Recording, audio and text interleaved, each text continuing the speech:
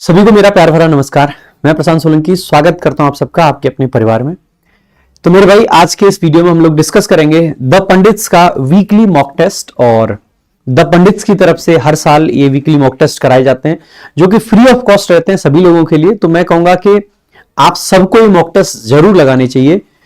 ये आप टेलीग्राम के थ्रू, लिंक आपको यहाँ पर डिस्क्रिप्शन में मिल जाएगा, तो उस टेलीग्राम चैनल के थ्रू आप जाके देख लेंगे। वहां पे ये सारे के सारे लिंक्स आपको प्रोवाइड करती रहती है पूरी की पूरी टीम।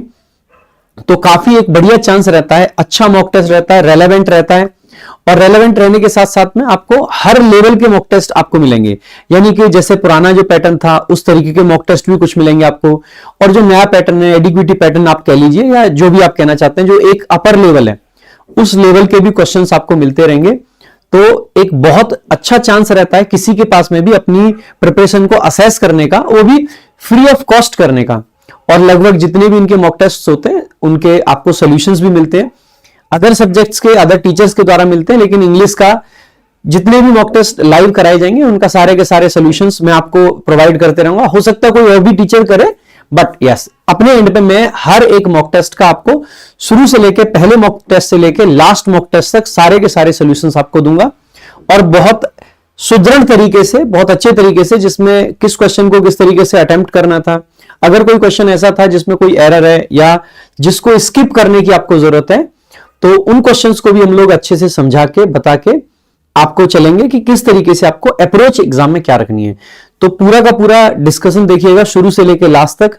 जितनी भी चीजें ऐसी रहेंगी जो क्वेश्चन से रिलेटेड चीजें हैं जो आपको पता होनी चाहिए और किसी कारण से आपको पहले से नहीं पता है, तो वो यहां पे पता चलती रहेंगी। यानी कि अगर आप हर एक मॉक टेस्ट अटेम्प्ट करते हैं और उसके बाद में ये वाला सोल्यूशन आप देखते हैं, जो वीडियो एक्सप्लेनेशन पूरा आता है वो अगर आप देखते हो, तो आप पाओगे कि लगभग आपकी इंग्लिश पूरी की पूरी रिवाइज होती रहेगी। तो टाइम टू टाइम आपका रिवीजन यहां पे होता रहेगा। So it is quite important. Saturday को लाइव होता है मॉक टेस्ट और मंडे तक लाइव रहता है। मंडे के दिन सारे के सारे वीडियो सॉल्यूशंस आप लगभग आपको मिल जाते हैं।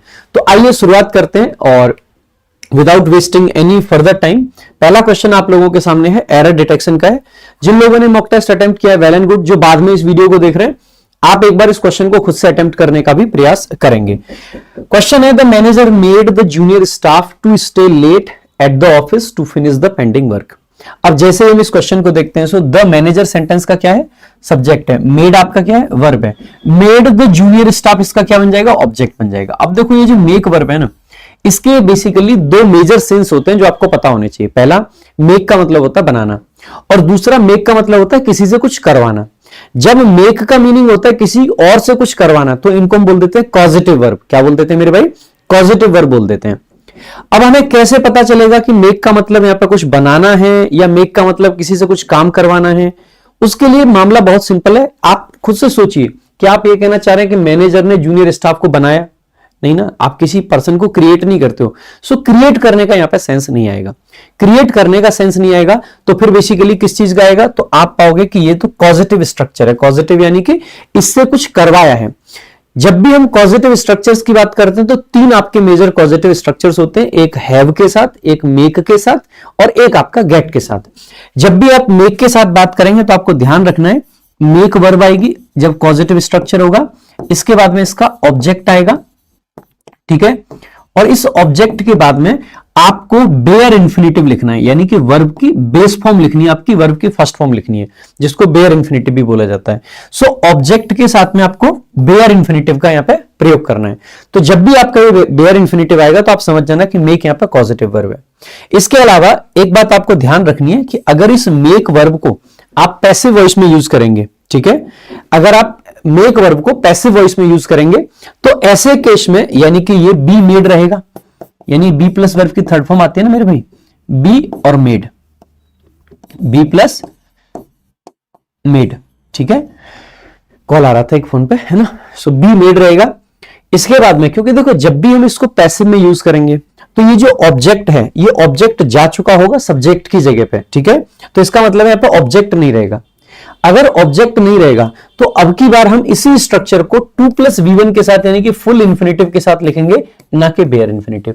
तो मेक के साथ में आपको ये दो चीजें जरूर याद रख लेनी है कि अगर मेक पैसिव में है तो फुल इंफिनिटिव आता है यानी कि 2+V1। अगर मेक आपका एक्टिव वॉइस में है और कॉजेटिव है तो इसके साथ बेयर इन्फिनेटिव आता है, ठीक है। अच्छा, अगर मान लो मेक आपकी कॉजेटिव वर्ब ना हो तो जैसे जैसे लाइक मैं कह सकता हूं आई मेड एन एफर्ट, मैंने एक एफर्ट किया। यहां पे मैंने ऐसा नहीं कि एफर्ट से कुछ करवाया है, लाइक मैंने लिखा आई मेड एन एफर्ट, और किस चीज के लिए एफर्ट मैंने किया, like to impress Radhika, Radhika को इंप्रेस करने के लिए एक एफर्ट किया। तो आप यहां पे क्या कहोगे, क्या ये एफर्ट इंप्रेस कर रहा था राधिका को या आई? आप कहोगे सर सब्जेक्ट। तो यहां पे ये एफर्ट जो है ना, मैं ये नहीं कह रहा हूं कि मैंने एक एफर्ट से राधिका को इंप्रेस करवाया, नहीं, मैंने किसी और से वो काम नहीं करवाया है, यहां पे मैंने खुद से वो काम किया है, यानी कि कॉजेटिव स्ट्रक्चर नहीं है। कॉजेटिव नहीं है तो फुल इन्फिनेटिव आपका करेक्ट होता है। लेकिन यहां पे क्या है, जो मैनेजर था उसने जूनियर स्टाफ से कुछ करवाया, क्या करवाया कि उसको स्टे करवाया लेट तक एट द ऑफिस, ऑफिस में लेट तक स्टे करवाया, यानी कि ये कौन सा स्ट्रक्चर है, पॉजिटिव। अगर पॉजिटिव स्ट्रक्चर है तो ऐसे केस में इसके साथ में टू का प्रयोग हम लोग नहीं करेंगे। सो जो मैनेजर है उसने जूनियर स्टाफ को लेट तक स्टे करवाया, कहां पे, एट द ऑफिस। अब आप देखेंगे एट प्रेपोजिशन है जिसका ऑब्जेक्ट है द ऑफिस। जब भी हम लोकेशंस की बात करते हैं ना, कोई पॉइंट हो लोकेशन के रूप में, ऐसे केस में हमेशा और हमेशा हमें प्रेपोजिशन एट का प्रयोग करना होता है। अब आप कहोगे सर ऑफिस तो इनक्लोज्ड स्पेस होती है, अब आप जरूरी थोड़ी ना कि ऑफिस के अंदर ही उसको रखवाया, भाई ऑफिस पर था, कहां था व्यक्ति, ऑफिस पर था, वो हो सकता है ऑफिस के बाहर हो, आसपास हो, लेकिन हाँ वो काम पर था। सो एट द ऑफिस कहना आपका यूजुअल एक्सप्रेशन होता है, जनरली इन द ऑफिस नहीं होता। इन द ऑफिस का सेंस आता है कि ऑफिस के अंदर जैसे बंद करके रखा हो उसको, इनक्लोज्ड एरिया के लिए हम इनका प्रयोग सामान्यतः करते हैं, ठीक है। और क्यों करवाया ऐसा, तो आपको ध्यान रखना है बेसिकली कि जब भी हम पर्पस को बताते हैं तो पर्पस को बताने के लिए सामान्यतः हम फुल इन्फिनेटिव का यूज करते हैं, यानी कि 2+V1। So at the to stay late at the office, why, क्यों, what was the purpose, to finish, जिससे वो फिनिश कर सके क्या, द पेंडिंग वर्क। तो टू फिनिश इन्फिनेटिव है, फिनिश का ऑब्जेक्ट है द पेंडिंग वर्क। आप पाओगे इस पार्ट में एरर है। यहां पे भी अगर आप ध्यान से देखोगे ना तो यहां पे पर्पस का काम करेगा। I made an effort, why, क्यों, मैंने एफर्ट क्यों किया, why did I make an effort, मैंने एक एफर्ट क्यों किया, क्यों। So what was the purpose, purpose को बताने के लिए मैंने कहा टू इंप्रेस राधिका, राधिका को इंप्रेस करने के लिए। तो यहां पे आप अगर थोड़ा सा कनेक्ट कर पाओगे तो आप देखोगे कि ये बेसिकली किसके लिए आ रखा है, पर्पस है। अच्छा, इसके अलावा दो आपकी जो पॉजिटिव वर्ब है उनके भी स्ट्रक्चर्स ध्यान रख लेना। एक आपका हैव होता है, हैव वर्ब आएगी, हैव के बाद में अगेन ऑब्जेक्ट आएगा और ऑब्जेक्ट के बाद में बेयर इंफिनिटिव यानी कि V1 का प्रयोग करेंगे, ठीक है। मेक में तो हम पैसिव इस तरीके से बनाते हैं, लेकिन हैव का पैसिव अलग तरीके से होता है, ध्यान देंगे। हैव के साथ में कई बार ऐसा भी हो सकता है कि हैव प्लस में ऑब्जेक्ट और प्लस में वर्ब की थर्ड फॉर्म आएगी। अब आप पाओगे कि ये क्यों हो रहा है, ये जब भी ऐसा होगा, देखो जब ये वाला सेंस है तो ये जो वर्ब है, ये जो ऑब्जेक्ट है इसका डूअर होगा, यानी कि जो भी इस वर्ब के अंदर एक्शन है उस एक्शन को करने वाला ये ऑब्जेक्ट होगा। और जब भी ये होगा तो ये वाला जो ऑब्जेक्ट है ना, ये इस वर्ब का भी ऑब्जेक्ट का ही काम करेगा, यानी कि अफेक्टेड व्यक्ति है ना कि कुछ करने वाला। सेम आपका गेट के साथ होता है एक स्ट्रक्चर, जहां पे गेट आता है, गेट के साथ ऑब्जेक्ट आता है और ऑब्जेक्ट के साथ में आपका 2+V1 आता है। ध्यान देंगे, गेट एक ऐसी पॉजिटिव वर्ब है जो कि फुल इंफिनिटिव लेती है ना कि बेयर इंफिनिटिव। मेक भी बेयर इंफिनिटिव लेती है, हैव भी बेयर इंफिनिटिव लेती है, लेकिन गेट आपका फुल इंफिनिटिव लेती है। और गेट के साथ अगर पैसिव बनाना होगा तो सेम जैसे हैव के साथ था वैसे बनेगा, तो गेट प्लस में ऑब्जेक्ट और प्लस में वर्ब की थर्ड फॉर्म। मैं एक बार आपको दो एग्जांपल गेट और हैव के साथ भी दे देता हूं, ठीक है। सो आई हैड एवरीवन, अब आपको बताना है टू फिल आना चाहिए या फिल्ड आना चाहिए या फिल आना चाहिए द फॉर्म। मैंने सबसे फॉर्म फिल करवाया। देखो भाई, सबसे पहली बात है यहां पे मैंने जो वर्ब के रूप में यूज किया है दैट इज हैव की फॉर्म है, ठीक है। तो इसका मतलब है फुल इंफिनिटिव तो आ नहीं सकता है, तो टू फिल वाला तो एलिमिनेट हो जाता है। अब आप खुद से देखिए, ये जो एवरीवन यानी कि यहां पे जो ऑब्जेक्ट आया, देखो सब्जेक्ट है, ये हैव की फॉर्म है और ये आपका क्या है, ऑब्जेक्ट है। अब इस ऑब्जेक्ट के साथ में थर्ड फॉर्म लिखेंगे या बेस फॉर्म लिखेंगे, ये डिपेंड करेगा कि सेंस एक्टिव है या पैसिव है। अब आप खुद से देखो, एवरीवन फॉर्म को फिल करेगा या एवरीवन को फिल किया जाएगा। आप कहोगे सर सब लोग फिल करेंगे, करेंगे यानी कि आप कह सकते हो कि ये जो एवरीवन है ये आपका डूअर है, करने वाला है। अगर डूअर है तो फील्ड का यूज नहीं, किसका करेंगे बेटा, फिल का यूज करेंगे। जैसे one more example, I had my car. अब बताना आप क्या आना चाहिए, रिपेयर, ठीक है, रिपेयर या फिर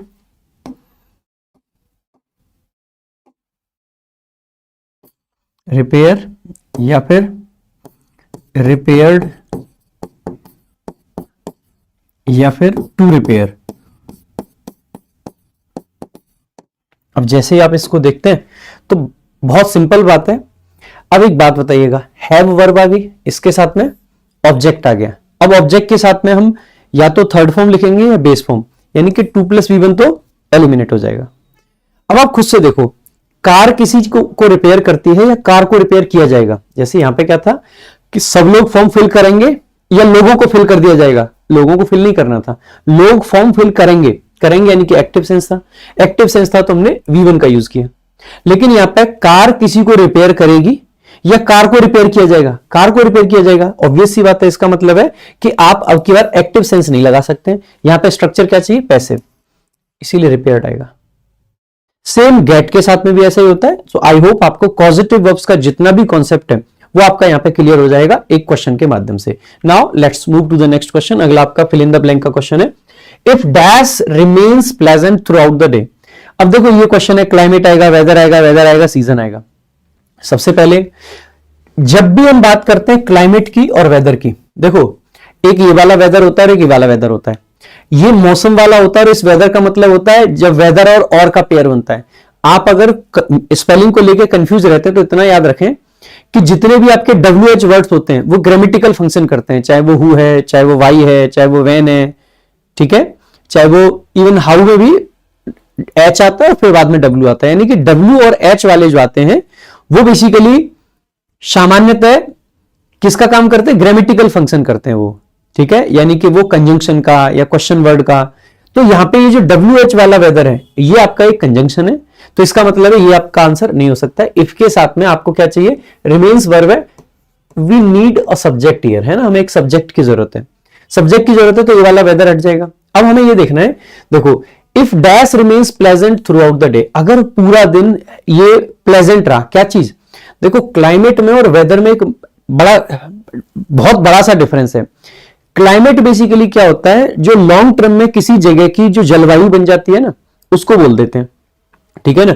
जैसे मान लीजिए हमारा इंडिया का जो क्लाइमेट है वो थोड़ा सा गर्म है, लेकिन अगर हम यूरोप की बात करते हैं तो क्लाइमेट वहां पे ठंडा है। It's not about whether, it's about climate, कि वहां की जलवायु है कैसी, गर्म है, ठंडी है, कैसी है। लाइक आप कह सकते हैं कि शिमला जनरली ठंडा है लेकिन चेन्नई जनरली गर्म है, तो वहां के क्लाइमेट का ये डिफरेंस है। फिर वेदर क्या है, वेदर बेसिकली जो भी हमारी जो रोज रोज चेंज होने वाली कंडीशंस होती है ना, सो एटमॉस्फेरिक कंडीशंस में जो चेंजेस आते हैं, जो फ्रीक्वेंट चेंजेस होते हैं एटमॉस्फेरिक कंडीशंस में, उनसे आपका वेदर बनता है। सीजन क्या है, सीजन तो मौसम होता है।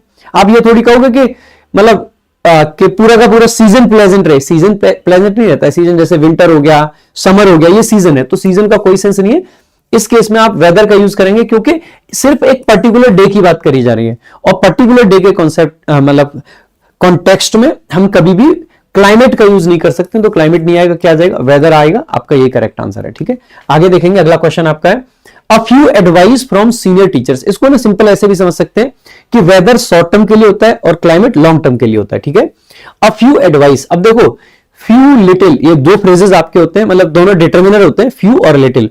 फ्यू आपका प्लूरल नाउन्स के साथ आता है और लिटिल आपका अनकाउंटेबल नाउन के साथ आता है। इन दोनों से ही तीन तीन एक्सप्रेशंस आपको कॉमनली याद रखने होते हैं। पहला फ्यू के साथ में तीन बनेंगे, few, uh few and the few. Similarly little के साथ तीन बनेंगे, लिटिल, अ लिटिल और द लिटिल। ध्यान देंगे जब भी हम लिटिल या फ्यू यूज करते हैं तो ये नेगेटिव सेंस देता है हमारा। कैसा सेंस देता है, नेगेटिव। यानी कि सामान्यतः जब भी हम फ्यू या लिटिल लगा रहे हैं तो वो नॉट का सेंस वहां पे आएगा, यानी कि सेंटेंस नेगेटिव बन जाता है। जब भी हम अ फ्यू या फिर अ लिटिल लगाते हैं तो वो हमारा नेगेटिव सेंस नहीं देता है, वहां पे पॉजिटिव सेंस आ जाता है। लाइक मैं कहूं कि I have a little money, that means I have some money. लेकिन अगर मैं कहूं कि I have little money, that means I have no money. अगर मैं कहता हूं कि I have a few friends, that means I have some friends. But मैं कहता हूं कि I have few friends, that means I don't have any friends, ठीक है। So this is the basic difference. तो और द फ्यू और the little हम तब लगाते हैं जब सामान्यतः जिस नाउन के लिए हमें फ्यू या लिटिल लगाना है, अगर उस नाउन का हमने पोस्ट मॉडिफिकेशन कर रखा होगा, यानी कि कोई रिलेटिव क्लॉज वगैरह, यानी कि जनरली ऑल का सेंस देते हैं। ठीक है, सो लाइक मैंने कहा dash friends that I have, तो मैं कहूंगा the few friends that I have. यहां पे अ फ्यू नहीं कहूंगा, बिकॉज फ्रेंड्स को मॉडिफाई कर ले, वो फ्रेंड्स दैट आई हैव, वो वाले दोस्त जो मेरे हैं। जनरली द फ्यू या द लिटिल तब लगाते हैं जब उस नाउन के बाद या तो कोई दैट क्लॉज आ रखी हो, ठीक है, और या फिर उसके बाद में कोई पार्टिसिपल आ रखा हो, तो हम generally the few the little पे जाते हैं। अदरवाइज हम फ्यू और लिटिल देखते हैं, और फ्यू हो या लिटिल हो ये बेसिकली नेगेटिव है, अ फ्यू और अ लिटिल पॉजिटिव है। यहां पे आ जाते हैं अपने क्वेश्चन पे। ठीक है, देखो मैं पूरा कॉन्सेप्ट आपका रिवाइज करा दे रहा हूं। एडवाइस आपका अनकाउंटेबल नाउन होता है, ध्यान रखना आपको। एडवाइस हो गया, इंफॉर्मेशन हो गया, नॉलेज हो गया, ठीक है, एक्सपीरियंस हो गया, ये ऐसे नाउन होते हैं। और इसके अलावा न्यूज आपका होता है, समटाइम्स उसको लेके लोगों को लगता है कि प्लूरल हो सकता है। इसके अलावा एविडेंस हो गया, एविडेंस आपका क्या होता है, अनकाउंटेबल होता है। कई बार आपने मूवीज में देखा होगा, ठीक है, रात यहां पर टीम, जब हमारे चैनल के 3 लाख सब्सक्राइबर्स हुए तो टीम ने मूवी देखना शुरू करा, तो मैं बाहर बैठा हुआ था अपने ऑफिस में, तो यहाँ पे मूवी चल रही थी, शायद विक्रम करके मूवी थी कोई, वो चल रही थी। तो वो कह रहा था कि मैं सारे एविडेंसेस कलेक्ट कर रहा हूँ। तो जैसे उसने कहा मैं एविडेंसेस कलेक्ट कर रहा हूँ, तो मैं उठ के आया और मैंने बस आके यही बताया कि बताओ भाई इसने क्या गलती करी। तो टीम, क्योंकि इंग्लिश टीम थी, तो उन्होंने तुरंत बता दिया कि एविडेंसेस नहीं होता है। ठीक है, तो इन चीजों को आपको भी ध्यान रखना है कि एविडेंसेस नहीं होता है। हाँ, आप प्रूफ को प्लूरल फॉर्म में लिख सकते हो, but not evidence. Evidence is uncountable. Similarly equipment, equipment भी अनकाउंटेबल होता है। बैगेज हो गया, लगेज हो गया, ज्वेलरी हो गया, ठीक है, सीनरी हो गया, ये ऐसे वर्ड्स हैं जो फ्रीक्वेंटली आपके एग्जाम में पूछे जाते रहते हैं। ठीक है, तो एडवाइस आपका अनकाउंटेबल है। अगर ये अनकाउंटेबल है तो फ्यू नहीं आ सकता, बिकॉज फ्यू का प्रयोग हम प्लूरल नाउन्स के साथ करते हैं। तो आपका नो इंप्रूवमेंट एलिमिनेट है, ये वाला एलिमिनेट है, ये वाला एलिमिनेट है। एक ही ऑप्शन बचा and that's the correct answer. यही आपका करेक्ट आंसर होगा। ठीक है, सो यही आपका करेक्ट आंसर होगा। आगे देखेंगे next, select the grammatically correct sentence. Grammatically correct sentence इनमें से कौन सा है? आई होप आप में से ज्यादातर लोगों ने बेसिक्स ऑफ इंग्लिश देखे होंगे। ठीक है, और अगर बेसिक्स ऑफ इंग्लिश देखें तो आपको मेरा आइडिया भी, मतलब पढ़ाने का जो तरीका है ना, वो भी आपको अच्छे से पता होगा कि मैं किस तरीके से चीजों को पढ़ाता हूं। आप में से कुछ लोग अब इस चीज को लेकर परेशान होंगे कि अगर बेसिक्स देख लिए तो इसके बाद में क्या। तो मैंने नब भाई के साथ में मिलकर, जो पंडित वाले हैं, कुछ प्लानिंग करी है कि जिन लोगों ने बेसिक्स देख लिए उनके बाद में जो चैप्टर वाइज जो चीजें आपको पढ़ानी है, समझानी है, उसके लिए भी कुछ कंटेंट पे हम लोग काम कर रहे हैं। तो लेट्स सी कि कब तक वो चीजें सामने आती है निकल के। बहुत जल्दी आएंगी वैसे, तो कुछ बहुत तगड़ा प्लानिंग करिए तो आप उस चीज को भी देखना, अच्छा लगेगा आपको। So select the grammatically correct sentence. May the students to perform. अब देखो, जैसे सेंटेंस की शुरुआत देखेंगे, ये मे से सेंटेंस की शुरुआत है, लेकिन देखो मे आपका नॉर्मली आप जानते हैं हेल्पिंग वर्ब होता है। आपको लगेगा कि सर पीछे क्वेश्चन मार्क आना चाहिए, क्योंकि हेल्पिंग वर्ब का प्रयोग सब्जेक्ट से पहले कर दिया तो आपका क्वेश्चन बनता है। लेकिन ध्यान देंगे, मे आपका एक ऐसा मॉडल होता है जो सिर्फ क्वेश्चंस के लिए नहीं आता है। मे का प्रयोग हम ऑप्टेटिव सेंटेंसेस में भी करते हैं। मे गॉड ब्लेस यू, ये कोई क्वेश्चन नहीं है। May you live long, this is not a question. ठीक है, तो ऐसे केस में मे सेंटेंस की शुरुआत में आने के बाद भी ये आपका कोई क्वेश्चन नहीं होता है, तो ये ऑप्टेटिव सेंटेंस है। और ऑप्टेटिव सेंटेंसेस में मे से शुरुआत कर सकते हैं, but may still it's a model. जब भी कोई मॉडल वर्ब का प्रयोग हम करते हैं तो उसके बाद में हमें वर्ब की बेस फॉर्म लगानी होती है। तो ये आपका सब्जेक्ट है, सब्जेक्ट के बाद में टू परफॉर्म नहीं लिख सकते, दिस इज रॉन्ग। लेट, अब ये लेट एक वर्ब होती है। ठीक है, लेट का मतलब होता है किसी को कुछ करने दो। लेट मी गो, मुझे जाने दो। लेट हिम कम, उसको आने दो। लेट इट कंप्लीट, इसे कंप्लीट करने दो। ठीक है, सो किसी भी चीज को basically let it be completed कहना वैसे ज्यादा सही होता है, क्योंकि पैसिव स्ट्रक्चर चाहिए हमें यहाँ पे। ठीक है, सो लेट आ गया, तो लेट इज अ वर्ब। और लेट अगर एक वर्ब है तो लेट ही नहीं लिख सकते, हमें लिखना चाहिए लेट हिम। लेट के साथ भी क्या है, ये भी एक पॉजिटिव स्ट्रक्चर है कायदे से, तो क्योंकि जो सब्जेक्ट है वो कुछ नहीं कर रहा है, ये जो ऑब्जेक्ट है इससे करवाना है। Let him complete the assignment, यानी कि I am not the one two complete the assignment, है ना, मैं नहीं करने वाला हूं। जो करेगा वो कौन है, ये वाला पर्सन। तो ऐसे केस में आप देखेंगे कि आगे क्या आता है, वी बनाते हैं। ध्यान देंगे, सो लेट आता है प्लस ऑब्जेक्ट आता है, फिर वर्ब की फर्स्ट फॉर्म आती है, यानी कि बेस फॉर्म आती है यहाँ पे। तो ये वाला ऑप्शन भी आपका एलिमिनेट हो जाता है यहाँ पे। मे द वेदर इंप्रूव्स, अब मे के बाद बेस फॉर्म आएगी और बेस फॉर्म में हम ऐसे ईएस का प्रयोग नहीं करते हैं। सो मे द वेदर इंप्रूव होता तो चल सकता था, तो 3 ऑप्शन एलिमिनेट हो गए। आगे लेट देम पार्टिसिपेट, तो लेट आया प्लस में वी1 आया, सॉरी ऑब्जेक्ट आया, फिर वर्ब की first form I in preposition जिसका ऑब्जेक्ट है द डिस्कशन, एंड आपका बेसिकली कंजंक्शन है। जैसे यहां पे पार्टिसिपेट वर्ब की बेस फॉर्म थी, वैसे ही यहां पे एक्सप्रेस आपकी वर्ब की बेस फॉर्म है। दो बेस फॉर्म को एंड से जोड़ रखा, कोई इशू नहीं है। और एक्सप्रेस का ऑब्जेक्ट हो जाएगा देयर व्यूज, और देयर व्यूज हाउ, कैसे एक्सप्रेस कर रहे हैं। So freely is your adverb of manner, ठीक है। एडवर्ब ऑफ मैनर सामान्यतः वर्ब और उसके ऑब्जेक्ट के बाद में प्रयोग की जाती है। तो आप पाओगे कि everything is fine, so option D is the correct answer, it is the only grammatically correct sentence. Identify the word that is correctly spelled. अब देखो एक्सुबेरेंट, सो EXUBERANT and this is the correct spelling. Brent नहीं होता है, बेरेंट, RENT नहीं होता है, ध्यान देंगे RANT होता है। एक बार E आता है और एक बार A आता है, इस बात को ध्यान रख लेंगे, ठीक है। सो एक्सुबेरेंट में जो पहला वाला ऑप्शन था ना, दैट्स द करेक्ट आंसर। आपको वोकैब को लेके भी काफी दिक्कतें अगर रहती हो तो भाई मैं डेली सुबह 9 बजे लाइव क्लास लेता हूं, जिसके अंदर हम ट्रिक्स के माध्यम से वोकैबुलरी पढ़ाते हैं, टॉपर्स वोकैब करके। तो आप वहां से भी रेफर कर सकते हैं। डेली 1 घंटे की क्लास लगभग होती है एंड आवर टारगेट इज कि जब तक ये CGL, CHSL, CPO जितने भी एग्जाम्स 2026 के होने वाले हैं, जब भी इन एग्जाम्स का नंबर आए तो उससे पहले हमने बड़े अच्छे से एक एक वर्ड को न सिर्फ पढ़ लिया हो बल्कि मैं अच्छे तरीके से याद कर लिया हो ट्रिक्स के माध्यम से। अगला क्वेश्चन है आपका, they had a big fight but they made out by the end of the day. अब जैसे ही आप देखेंगे ना, दे सब्जेक्ट है, हैड वर्ब है, अब बिग फाइट है, यानी कि उनकी फाइट हुई थी, लेकिन शाम होते होते by the end of the day का मतलब है दिन छिपते छिपते बेसिकली क्या है, पहले लोग लड़े, और क्योंकि बट है इसका मतलब है कॉन्ट्रास्ट है।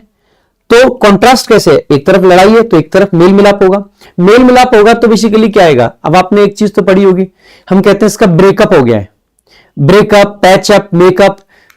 मेकअप करना या बेसिकली पैचअप करना वो ब्रेकअप का एंटोनिम होता है। तो आप पाओगे कि made up is the correct answer. अब मेक ऐसा वर्ब है जिसके साथ में अब खूब भर भर के फ्रेजल वर्ब्स बनते हैं। सो लेट्स सी, एक एक करके ये फ्रेजल वर्ब्स हैं, इनको देख लेना। मेक वर्ब के साथ सारे आपको याद रखने, क्योंकि ये सभी के सभी फ्रेजल वर्ब्स अपने आप में इंपॉर्टेंट हैं। देखो सबसे पहला मेकअप आपको जरूर याद रख लेना। मेकअप का एक सिंगल मीनिंग नहीं होता है, मल्टीपल मीनिंग्स होते हैं। एक तो इन्वेंट करना होता है, if you made something up that means you invent something, ठीक है। एक होता है फॉर्म, किसी चीज को गढ़ना, ठीक है, फॉर्म करना, कोई चीज बनाना, ठीक है।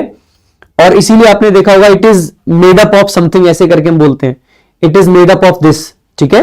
सो makeup of something.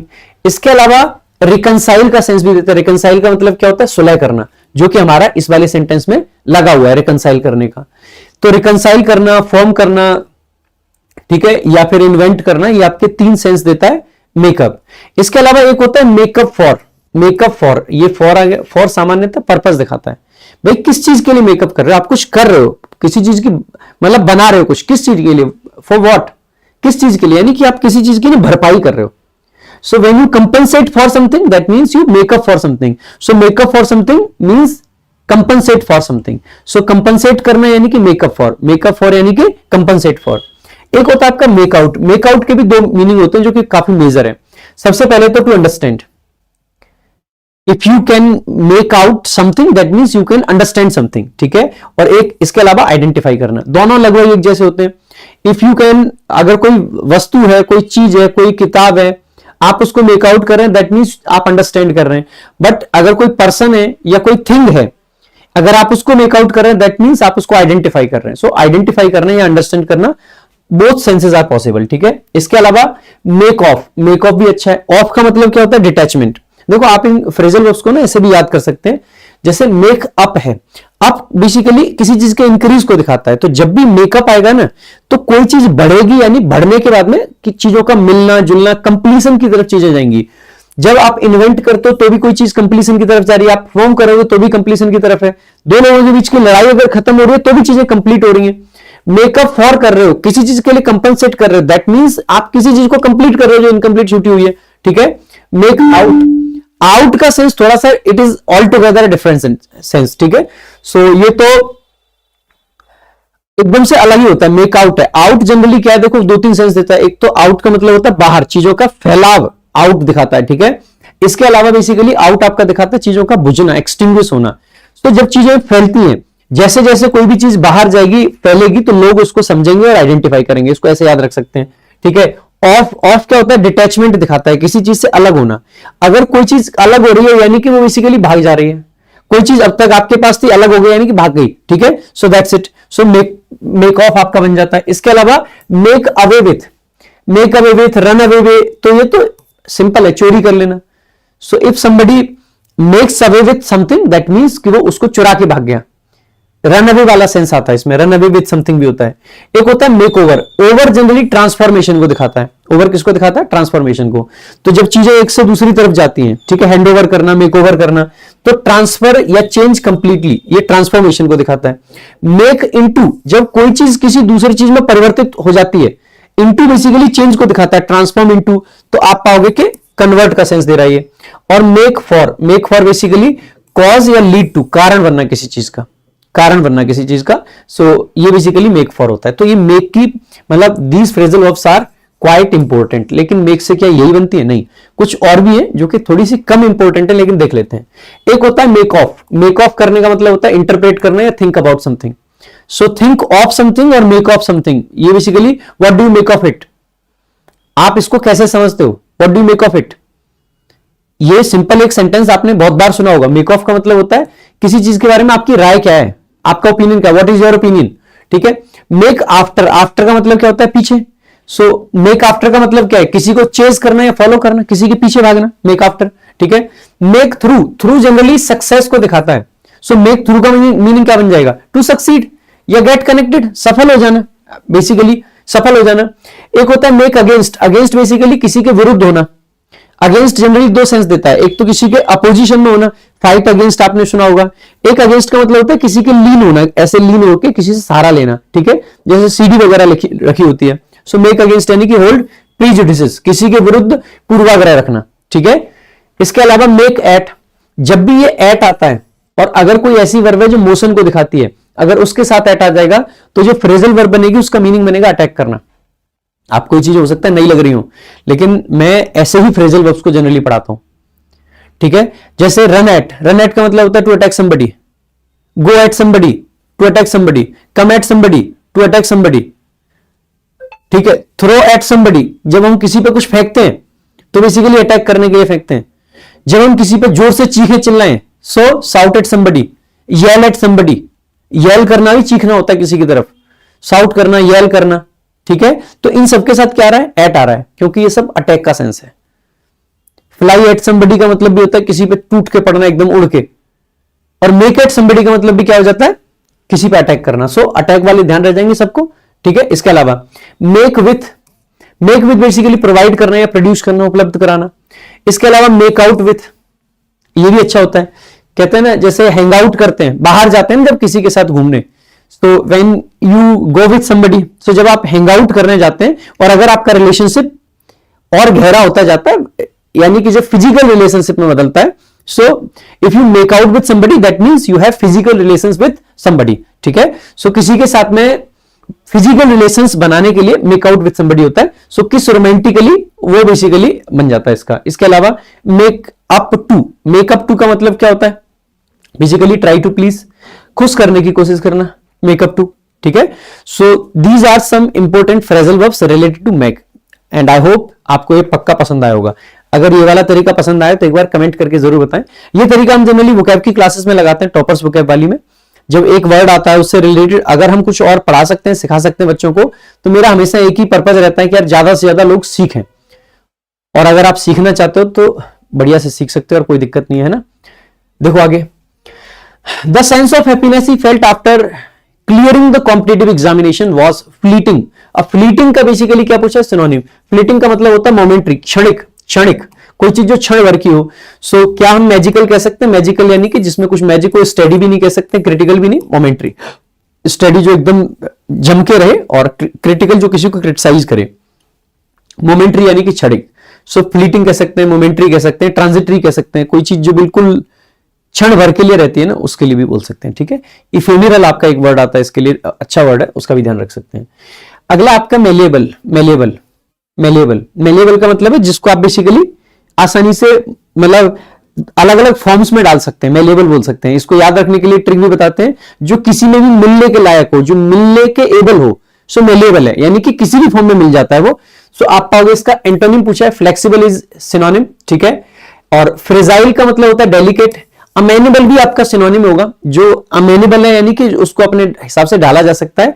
So intractable आपका करेक्ट आंसर होगा। इंट्रैक्टेबल का मतलब है जो बेसिकली एक ही स्ट्रिक्ट फॉर्म में रहता है, उसको बेसिकली दूसरे फॉर्म से नहीं डाला जा सकता, जो कि थोड़ा सा अड़िग टाइप का है। सो आपको फिल इन द ब्लैंक का क्वेश्चन अगला, that big amid growing concerns over inflation, weak economic indicators and heavy foreign fund outflows, the dollar dropped dash. अब देखो कोई चीज ड्रॉप होती है ना, ड्रॉप के साथ टू फिक्स्ड प्रेपोजिशन है, पूरे सेंटेंस का सेंस समझ आए ना आए, लेकिन ड्रॉप्ड टू डैश, किस लेवल तक गिरा। सो टू आपका दे रखा है and that's the correct answer. Fixed preposition है, याद रख लेंगे भाई। क्यों रहेगा, देखो टू दिखाता है डेस्टिनेशन को। अब मान लीजिए कोई चीज कहां है, इस लेवल पर है, जब भी वो जहां गिरेगी और जहां पे वो रुक गई, that means ultimately that point becomes the destination. वह उस पॉइंट के लिए डेस्टिनेशन है। जैसे मान लीजिए मैं मान लेता हूं कि आज रुपए के मामले में जो डॉलर की कीमत है वो 90 रुपए है, ठीक है। लेकिन जैसे ही डॉलर गिरना शुरू हो और मान लीजिए कि अचानक से 60 पे आ जाए कि डॉलर की कीमत 60 रुपए रह गई, तो जो आज 90 है, 90 से डॉलर कहां गया, 60 पे गया, तो 60 बिकम्स द डेस्टिनेशन। तो 60 जो है वो डेस्टिनेशन बन जाएगा। इसीलिए जब भी हम ड्रॉप के साथ लगाएंगे, चाहे वो टेम्परेचर गिर रहा है, चाहे वो किसी चीज का लेवल गिर रहा है, तो ऐसे केस में हमेशा और हमेशा हम क्या मान के चलेंगे कि वहां पे आपका टू प्रीपोजिशन आएगा, because it shows destination. Towards आपका दिशा दिखाता है, और यहां पे हम दिशा नहीं है, हम बात कर रहे हैं यहां पे उसके लोएस्ट पॉइंट की। लोएस्ट पॉइंट उसका बेसिकली क्या है, उसकी डेस्टिनेशन है, ठीक है। बाई भी नहीं आएगा, बाई डिफरेंट सेंसेस में आता है। एक तो बाई साइड के लिए आता है, बाई द साइड ऑफ के लिए, मतलब बिसाइड के सेंस में हम बाई का यूज कर लेते हैं। इसके अलावा बाई पैसिव वॉइस में एजेंट को दिखाने के लिए आता है, पैसिव वॉइस में। इसके अलावा बाई का यूज हम करते हैं means of transport and means of communication के लिए। जब भी बाई का प्रयोग मींस ऑफ ट्रांसपोर्ट या मींस ऑफ कम्युनिकेशन के लिए किया जाता है, तो वहां पर कोई भी आर्टिकल का प्रयोग हम नहीं करते। हम बाई बस कहते हैं, बाई ट्रेन कहते हैं, बाई कार कहते हैं, बट हम बाई अ कार नहीं कह सकते, बाई द कार नहीं कह सकते, ठीक है। हालांकि मोटरसाइकिल वगैरह के लिए हम बाई का यूज जनरली कम करके ऑन लगा देते हैं, सो ऑन अ मोटरसाइकिल। वैसे बाई मोटरसाइकिल भी कह सकते हैं, कोई गलत नहीं है, ठीक है। बाई बाइसिकल, बाई मोटरसाइकिल, ठीक है, तो ये भी ध्यान रख लेंगे। लेकिन फुट के साथ में ध्यान रखेंगे, जनरली ऑन फुट लिखते हैं, बाई फुट नहीं लिखते हैं, ध्यान रखेंगे, है ना। फुट पैरों पे चलते हैं पैदल, सो बाई फुट कहना गलत होता है, ऑन फुट कहते हैं ना। और एट बेसिकली आपके पॉइंट्स को दिखाता है लोकेशन में। आगे देखेंगे, सो इडियम है butterflies in the stomach. So butterflies in the stomach का मतलब है जब किसी व्यक्ति के अंदर नर्वसनेस होती है, ठीक है। सो नर्वसनेस कह सकते हैं, एंग्जियस फील करना, एंजाइटी फील करना और नर्वस फील करना। हंग्री नहीं होता है, ठीक है। सो कई बार ऐसा लग सकता है वो चूहे होते हैं पेट में, ठीक है। फीलिंग काम नहीं होगा, कंफ्यूजन एंड अनसर्टेन नहीं होगा। आगे देखेंगे, आइडेंटिफाई द सेगमेंट, यानी एरर डिटेक्शन का है। So the Arabian nights have continued. देखो सेंटेंस को यहां पर शुरुआत में देख के आप एरर मार्क कर सकते हो। The Arabian nights is your subject, और अगर आपका सब्जेक्ट आप देखेंगे तो आपको लगेगा अरेबियन नाइट्स, ये तो प्लूरल है। लेकिन मेरे भाई अरेबियन नाइट्स एक किताब है, और अगर ये किताब है तो ये तो सिंगल चीज है। लाइक मैं कहूं कि 3 Idiots are a good movie और इज अ गुड मूवी, आप कहोगे 3 Idiots इज वन मूवी, ठीक है। अगर वो एक मूवी है that means it's a singular unit, और because it's a singular unit तो उसके साथ में सिंगुलर वर्ब का यूज किया जाना चाहिए।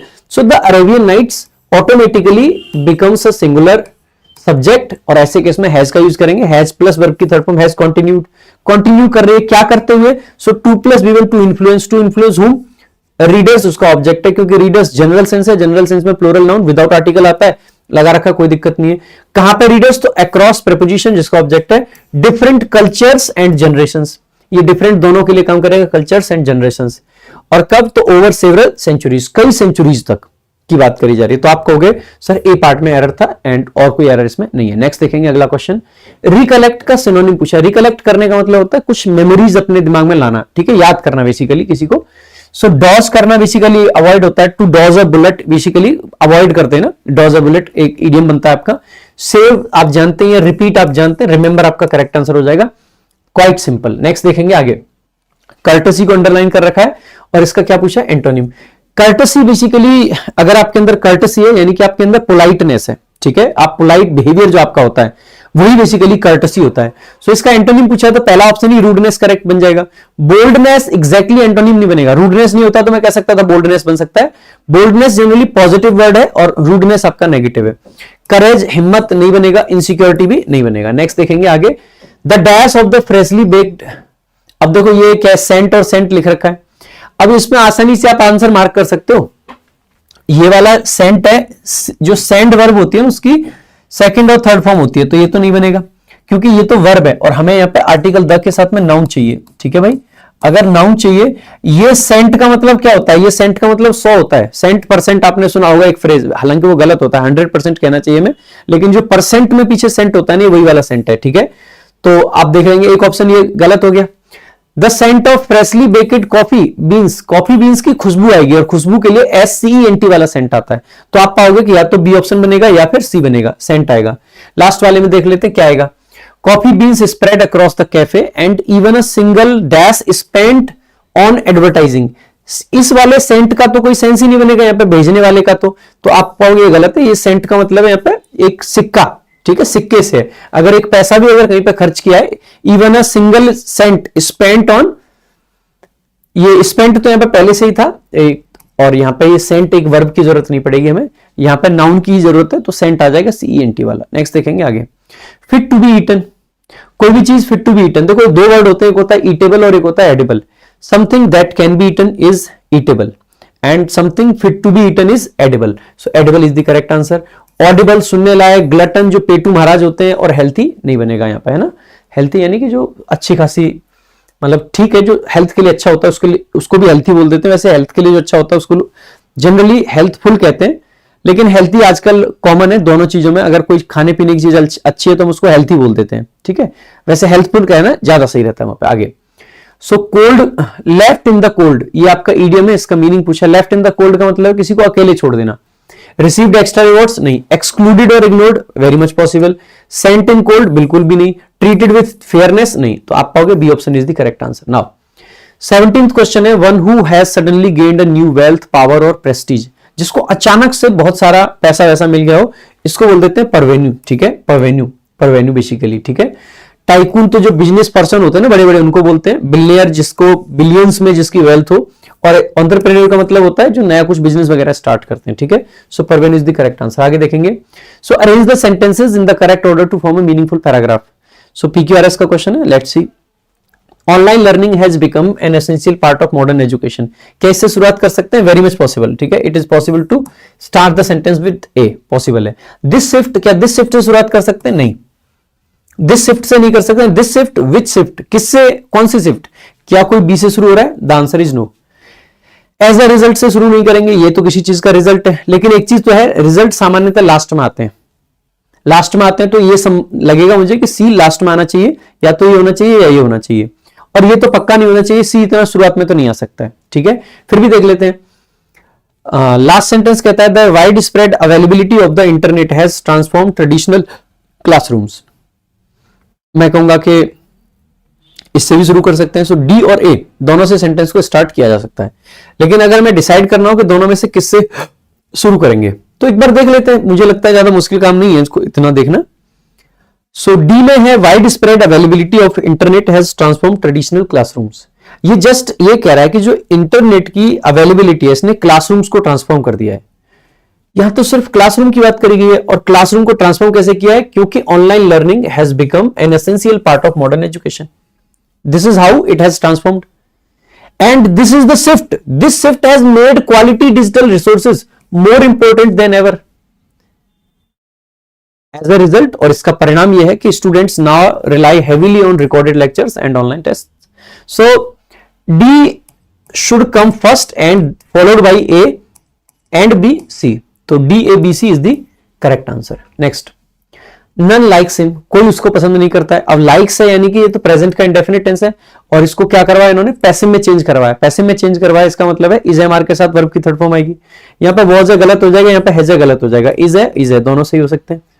अब देखो जनरली क्या होता है जब भी ये नन वाले सेंटेंसेस होते हैं, ठीक है। अब मान लीजिए जैसे ये सेंटेंस दे रखा है, लाइक मैं कोई एक सेंटेंस लिखता हूं आपके सामने पैसिव में, he is not liked by anyone. The sentence is obviously correct. अब अगर मैं इससे आपसे कहूं कि इसको एक्टिव में कन्वर्ट कर दो, तो आप जब भी इसको एक्टिव में चेंज करोगे तो क्या करोगे? एनीवन को सब्जेक्ट बना दोगे। नहीं भाई, एनीवन, ठीक है। अब क्योंकि इज नॉट लाइक्ड यानी कि तो प्रेजेंट है, प्रेजेंट का इंडेफिनिट है, प्रेजेंट के इंडेफिनिट में नेगेटिव है, तो anyone does not like him, आप इसको कुछ इस तरीके से बना दोगे और फिर मैं कहूंगा कि आपने कर दी गलती जी, ये सेंटेंस हो गया गलत। वाई, क्यों गलत हो गया? शायद अगर आपने मेरे से ग्रामर पढ़ी है और डिटर्मिनर्स नाम का चैप्टर अगर आपने पढ़ा होगा, ठीक है, तो आपने जरूर एक चीज सुनी होगी। मैं हमेशा एक चीज कहता हूं कि एनी हो गया मेरे भाई, या आपका एवरी हो गया, ठीक है, या आपका ईच हो गया, या इवन आपका ऑल हो गया, बोथ हो गया, ईदर हो गया, ईटीसी, ये जितने भी ये वर्ड्स हैं, you can not use not after these words. आप इन वर्ड्स के साथ में ना नॉट का यूज नहीं कर सकते हो, इनके बाद में। Yes, it is possible to use not before these words. Not को इन वर्ड्स के पहले यूज करना पॉसिबल है। लाइक नॉट को एवरी के पहले लगा सकते हो। लाइक मैं कहूं कि I do not like everything, मुझे सब कुछ पसंद नहीं है, वेरी मच करेक्ट। अगर मैं कहूं I do not like anything, ये भी करेक्ट है। I do not like anything means मुझे कुछ पसंद नहीं है। I do not like everything means मुझे सब पसंद नहीं है, ज्यादातर चीजें पसंद है बट नॉट एवरीथिंग। लाइक अगर मैं कहूं कि नॉट एवरीबडी इज ऑनेस्ट, मतलब सब ऑनेस्ट नहीं, ज्यादातर ऑनेस्ट है। तो नॉट का एवरी, ऑल, इन सब के पहले। Not all boys are cheater या चीट, चीटर तो generally out of use word है, आजकल यूज नहीं होता है, ठीक है, चीट यूज करते हैं। So not every boy is a cheat, आप कहोगे कि सही है। Not all boys are cheat, कहोगे कि सही है। क्यों? क्योंकि नॉट का प्रयोग ऑल के, एवरी के, इन सब के पहले किया जा सकता है, एनी के पहले कर सकते हैं हम, लेकिन इनके बाद नहीं कर सकते। यानी कि अगर सेंटेंस में ये सब सब्जेक्ट में है तो नॉट नहीं आ सकता है, एंड बिकॉज ऑफ दिस ये सेंटेंस हमारा गलत है। अब यहां पे देखेंगे फिर इसको सही कैसे करेंगे।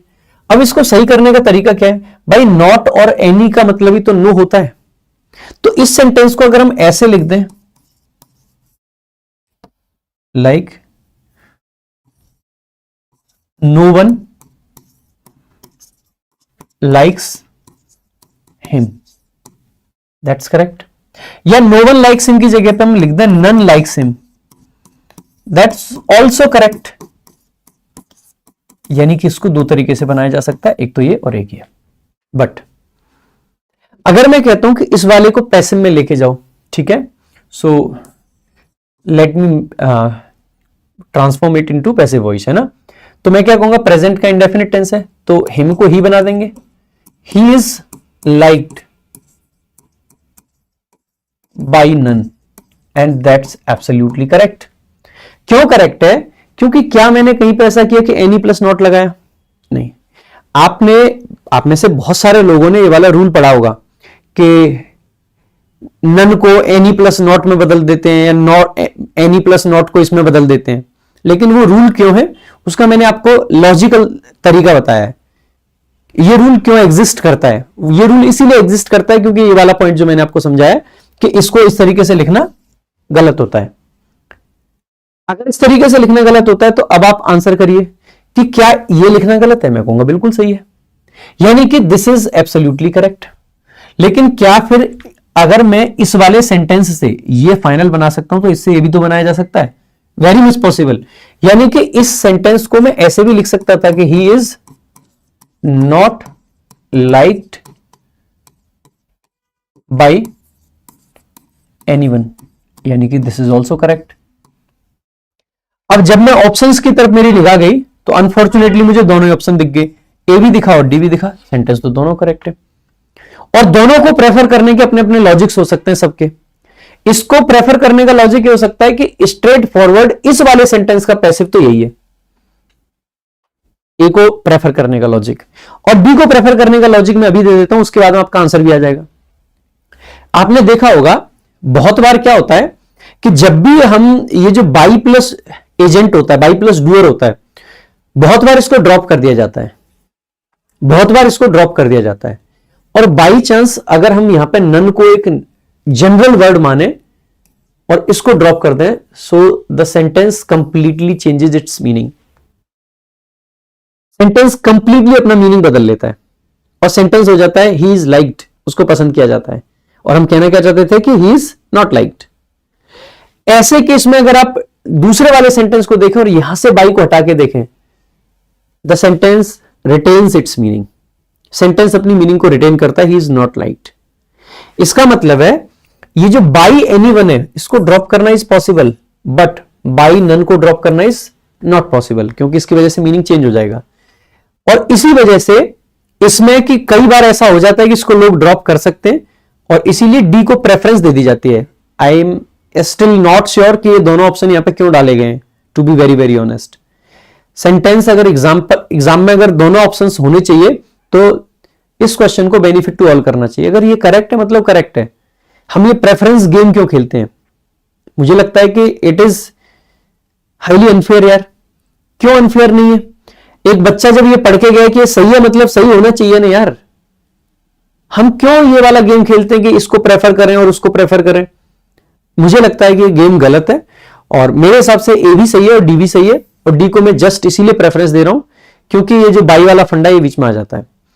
मुझे लगता है कि मॉक में भी इसी को आंसर मार्क किया गया होगा, और मार्क इसको इसलिए नहीं किया गया होगा जो मैंने प्रेफरेंस वाला आइडिया बताया है, नहीं, इसको मार्क शायद मॉक में इसलिए किया गया होगा क्योंकि मॉक में कहीं ना कहीं ये मिसकम्युनिकेट हो रखा होगा कि नॉट और एनी जो है ये मिलकर गलत कर देते हैं। ठीक है, तो नॉट और एनी कब गलत करते हैं ये आपको पता होना चाहिए। ठीक है, तो इस तरीके से लिखना फिर भी एक हद तक हमें गलत लगना चाहिए। ठीक है, आप देखोगे कि इस तरीके से देखोगे तो नॉट के बाद एनी आ रखा है, लॉजिकली तो ये सही है। एनी के बाद जब नॉट आएगा वो गलत होता है। ठीक है, ध्यान देंगे इस बात का। तो यहां पे डी को मार्क के चलूंगा मैं, लेकिन ए भी गलत नहीं है पूरे तरीके से। He said I was writing a letter yesterday, उसने कहा कि मैं एक लेटर लिख रहा था कल। He said that he will be writing a letter the next day.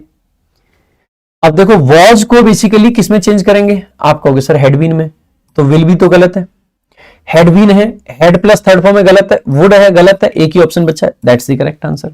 Now so ये आपका एक क्लोज टेस्ट है, तो इसको भी देख लेते हैं एक बार। ठीक है, in an era driven by rapid digitalization concerns surrounding data privacy have become increasingly prominent.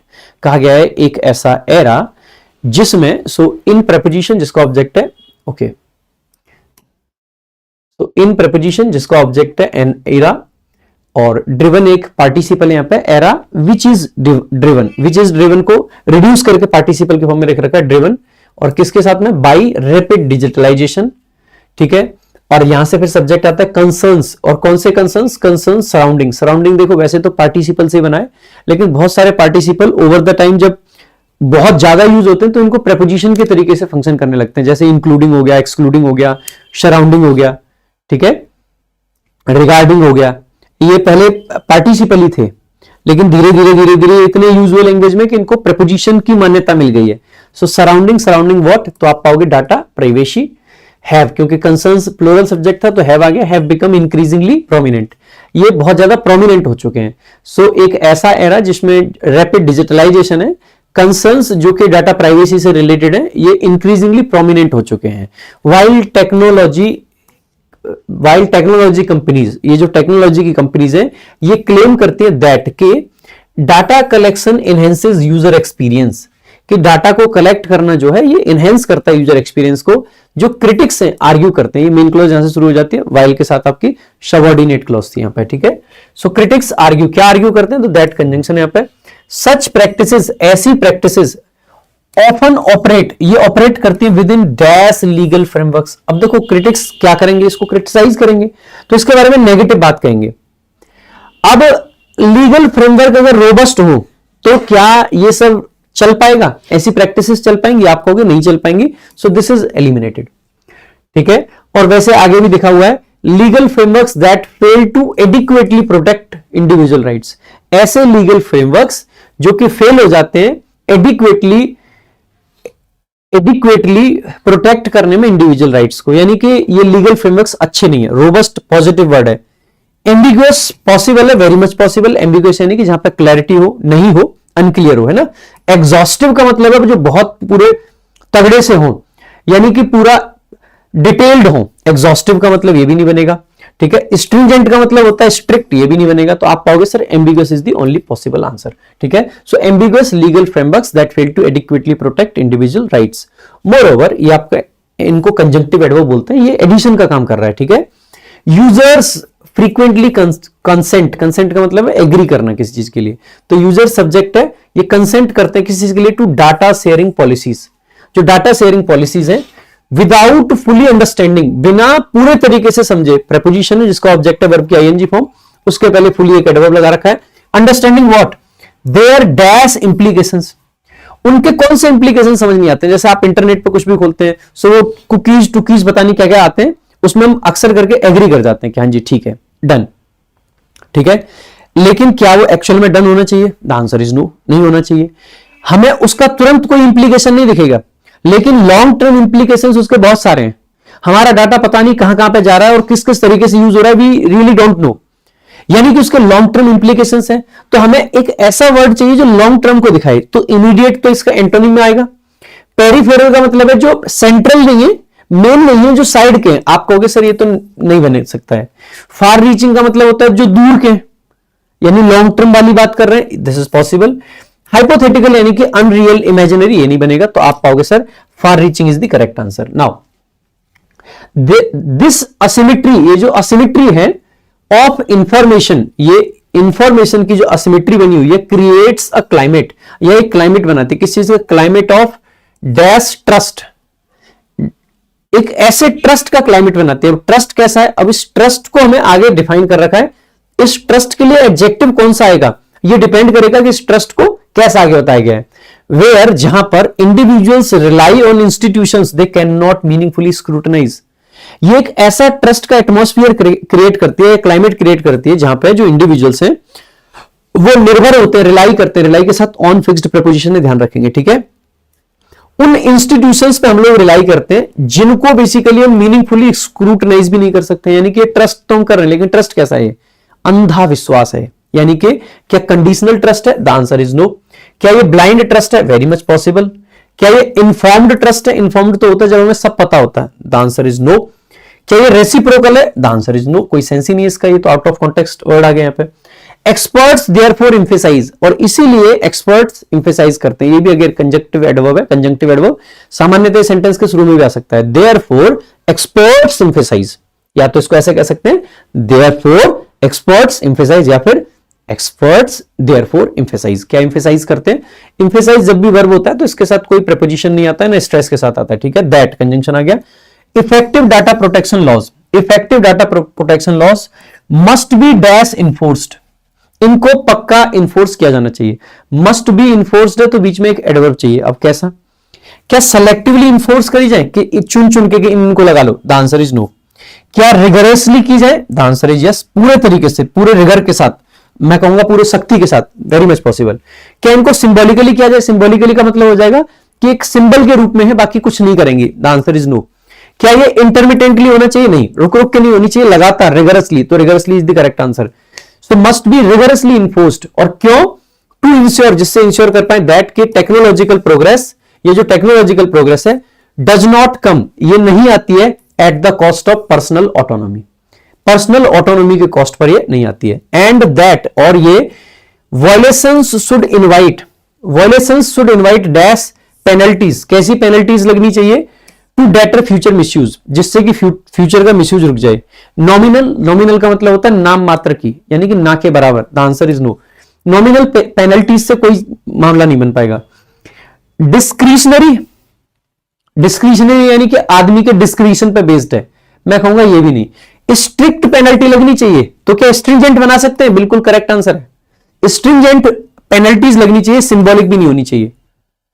तो ये आपका penalties to deter future misuse. तो ये था आपका पूरा का पूरा क्लोज टेस्ट एंड पूरा का पूरा मॉक टेस्ट। आई होप आपके बढ़िया से आपने इसको अटेम्प्ट किया होगा।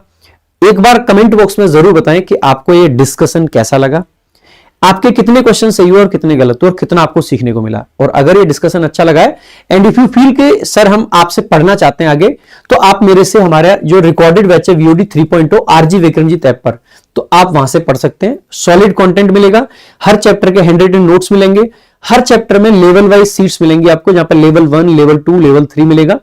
इसके अलावा आपको बहुत सारे क्विजेज मिलेंगे, हर चैप्टर का टेस्ट होगा, हर चैप्टर के एटलीस्ट 10 क्विज होंगे जिससे कि आप रिवीजन करते रहें, और डिजिटल नोट्स भी होंगे और हैंड रिटन नोट्स भी होंगे, ठीक है। सो बहुत सारा कंटेंट है एंड जस्ट 699 में, यानी कि 699 में, और लाइफ टाइम वैलिडिटी के साथ। लाइव पढ़ना चाहते हैं तो आप लाइव बैच से भी पढ़ सकते हैं। अगर आप बुक्स की नीड अगर आपको रहती है तो देखो ग्रामर के लिए अगर कंप्लीट ग्रामर पढ़ना है तो इंग्लिश रामबाण से पढ़ सकते हैं। अगर ग्रामर को रिवाइज करना है तो हमारी पॉकेट बुक है छोटी वाली, फॉर्मूला बुक इंग्लिश की, पॉकेट रॉकेट नाम से, आप ये वाली मंगा सकते हैं। और अगर आपको प्रैक्टिस करनी है तो अभ्यास्त्र, एसएससी ग्रामर अभ्यास्त्र आती है हमारी, वो मंगा सकते हैं। कंप्लीट वोकैब पढ़ने के लिए वोकैब संजीवनी है, 21,000 प्लस वर्ड्स हैं। एंड अभी आप रिसेंटली जितने भी एग्जाम्स हुए इससे बाहर कोई वर्ड आपका नहीं आया है। वोकैब को रिवाइज करना है तो पॉकेट बुक है छोटी सी, आप रिवीजन के लिए वाली बुक मंगा सकते हैं। और वोकैब की प्रैक्टिस के लिए जो सेकंड एडिशन है 6500 प्लस वर्ड्स के साथ में ये आपकी किताब, मतलब 6500 प्लस क्वेश्चंस के साथ में ये प्रैक्टिस बुक भी हमारी आती है। यानी कि मैं ये नहीं कह रहा हूं कि आप सारी बुक्स मंगा लो, जिस बुक की आपको जिस तरीके की नीड हो यू कैन ऑलवेज चेकआउट, ये हमारा अवेलेबल रहती है। बाकी मेरे भाई अगर डिस्कशन अच्छा लगा हो तो एक बार कमेंट में जरूर बताएं। बाकी मैंने अपनी तरफ से अच्छे से ही पढ़ाने की कोशिश की, फिर भी अगर आपको लगता है कि कुछ ऐसा है जिसको सुधार किया जा सकता है तो आप अपना सजेशन जरूर कमेंट बॉक्स में छोड़ के जाएं। सो this is all for today, thank you so much, जय हिंद जय भारत।